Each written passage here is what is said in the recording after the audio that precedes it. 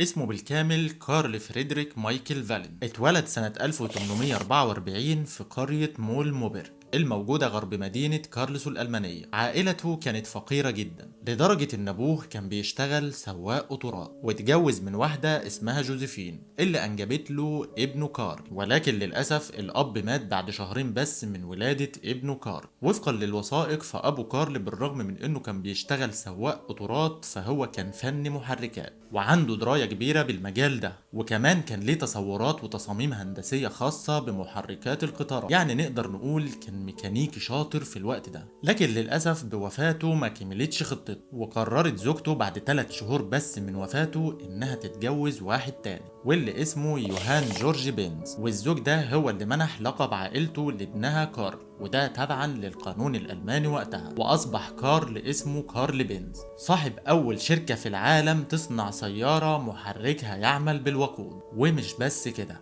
بل هي أول شركة في العالم تصنع حافلة أو باص، وهي الشركة العريقة مرسيدس بنز غول صناعة السيارات في العالم والعلامة التجارية الأضخم والأشهر في العالم. تعالوا نعرف قصة حياة مؤسسها كارل بينز وإزاي قدر إنه يتحدى الظروف وأصبح صاحب أول وأكبر شركة سيارات في العالم الغنية عن التعريف مرسيدس بنز.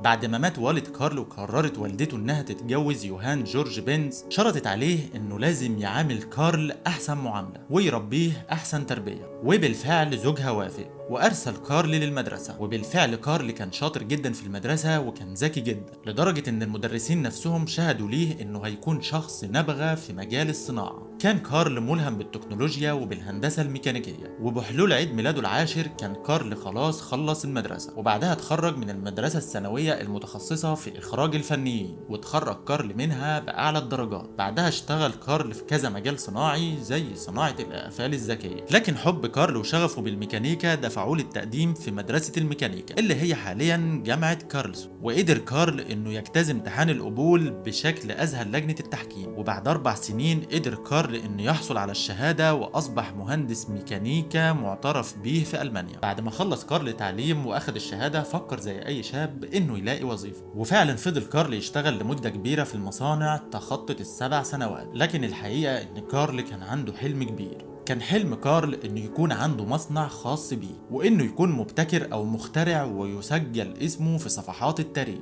وبالفعل اخذ كارل الخطوة، ومشاركة احد اصدقائه بدأ كارل اول شغل خاص بيه، وفتح ورشة صغيرة لصيانة وتصليح المعدات الميكانيكية سنة 1871. لكن وبعد فترة قصيرة اتخلى عنه صديقه، وفضل كارل بينز بيعمل لوحده في المحل لمدة 5 سنين. في الفترة دي كان كارل بيشتغل بالنهار ميكانيكي وبالليل شغال على المشروع اللي هيغير له حياته تماما. ومش بس حياته، ده هيغير شكل العالم تماما. والمشروع ده كان بناء وتصميم محرك بنزين صغير او موتور بنزين صغير. وبعد محاولات كتيرة وفشل كتير قدر كارل انه يصنع محرك بصمامين. في الوقت ده ومع اول تجربة للمحرك بتاعه ليلة رأس السنة ادهش كارل كل الحضور. قدر كارل انه يصنع محرك بنزين صغير بصمامين، وقدر كمان انه يضيف له اشياء كتيرة زي بوجيهات الاحتراق وناقل الحركة واجزاء هندسية مهمة جدا زي مثلا الراداتير الخاص بالتبريد. في الوقت ده ما كانتش المحركات دي موجودة غير في القطارات، وده لضخامة حجمها، وده كان طفرة علمية في وقتها، لان اختراع زي ده هيعمل نقلة كبيرة جدا في وسائل المواصلات، وهتقدر الناس انها تتنقل في وسائل مواصلات صغيرة في الشوارع، مش هيحتاجوا لقطر وقضبان حديد والحاجات الكبيرة دي.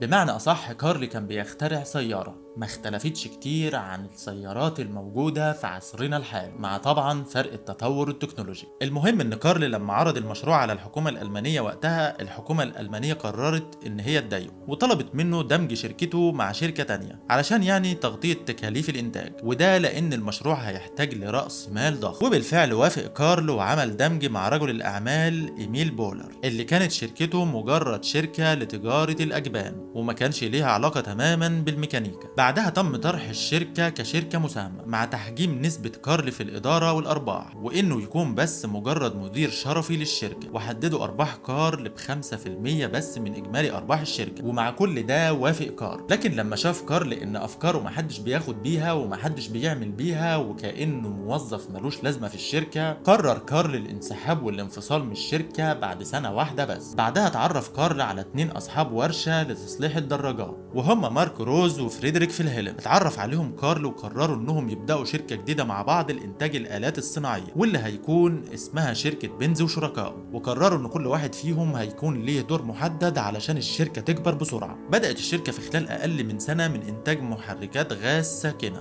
علشان تكون عبارة عن دراجات بخارية ب3 عجلات. وبالرغم من النجاح الساحق لفكرة الدراجة البخارية اللي صنعها كارل، إلا إن كارل قرر إنه ياخد خطوة الأعلى ويصنع عربية حقيقية فعلا. كارل صمم عربية مشابهة لعربيات الخيول، ولكن بإطارات سلكية مش بإطارات خشبية، وكمان زودها بمحرك أكبر رباعي الأشواط، بالإضافة لملف تشغيل متقدم جدا مع نظام تبريد بيعمل بالتبخير بدل الهواء. كل الحاجات دي في الوقت ده كانت طفرة علمية مذهلة استحق عليها كارل براءة الاختراع. ولأول مرة في التاريخ يشوف الشعب الألماني سيارة بتشتغل بالجاز والبنزين بدل السيارات اللي بتجرها الخيول. بعد تصميم ال3 عجلات تم تصنيع نموذج جديد اسمه فيكتوريا، بيمشي على 4 عجلات وبيسمح لعدد 2 ركاب ان هم يقعدوا فيها، وبتمشي بسرعة 18 كيلو متر في الساعة. وبالمناسبة في الوقت ده السرعة دي كانت طفرة في عالم المواصلات. مفيش شك طبعا ان اول اصدار كان فيه عيوب، منها مثلا عدم التحكم بدقة في الدركسيون لدرجة انه ادى للاصطدام بحائط خلال تجربة السيارة. الاصدار الثاني مثلا كان بيعاني من توقف مفاجئ للمحرك، لكن الاصدار الثالث دخل عليه تحسينات كتيرة وتم تفادي كل العيوب دي. وكانت السيارة مصنوعة من الخشب، وتم عرضها في معرض باريس اكسبو سنة 1887 علشان يتم طرحها بعد كده للناس. وبالفعل كان اول مشتري للسيارة واحد يقال انه تم ايداعه بعد كده في مصحة نفسية، والتاني هو المهندس الفرنسي إيميلي روجر صاحب مصنع الدراجات، واللي طلب من كارل انه يفتح خط انتاج عنده للسيارة في باريس. وفي يوم من الايام قررت زوجة كارل انها تاخد السيارة وهو نايم وتطلع بها رحلة من مدينة مانهاين لمدينة فولكسهاين، وكان ده بصحبة اطفالها الاتنين لزيارة والدتها. المسافة اللي قطعتها زوجته كانت حوالي 180 كيلو متر رايح جاي، يعني كانت مسافة كبيرة جدا وقتها. وبالفعل نجحت بيرسا في انها توصل لمنزل والدتها، والرحلة كانت ممتازة جدا بدون اي اعطال. واول ما وصلت هناك بلغت كارل عن انجازها عن طريق التلجراف. الحقيقة ان الرحلة دي سببت نقلة تانية كبيرة لكارل وشركته. الواقعة دي قلبت الدنيا في ألمانيا لدرجة إن الطريق اللي هي سلكته بيتم إلى الآن سنويا الاحتفال عليه لإحياء ذكراها. بعد الواقعة دي كبرت شركة بنز أكتر وأكتر، وعدد الموظفين كان كل سنة بيتضاعف،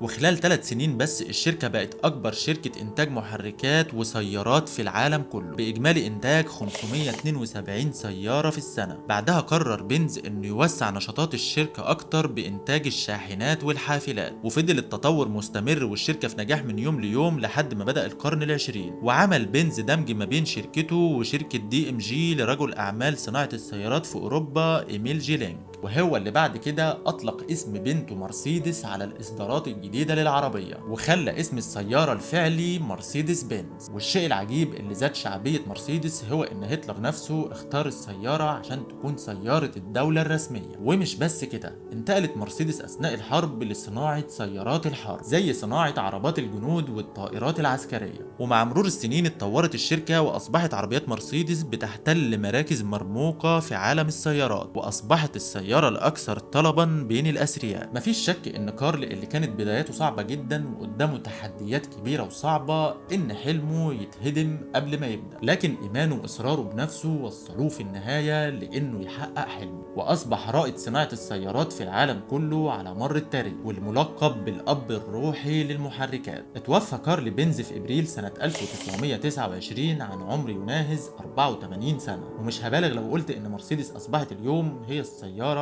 الاهم في العالم، واللي تقريبا اجمع عليها كل العالم بالفخامة، وهي السيارة رقم 1 في المواكب الرئاسية في العالم كله. لحد هنا خلصت حلقتنا. لو عجبكم الفيديو ادعمونا باعجاب، وما تنسوش تنزلوا تشتركوا في القناة وتفعلوا زر الجرس علشان يوصلكم كل جديد. شكرا ليكم واشوفكم الحلقة الجاية.